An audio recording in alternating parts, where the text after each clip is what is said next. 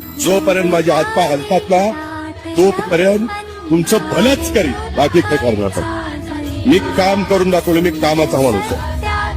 मी कामाचाच माणूस आहे.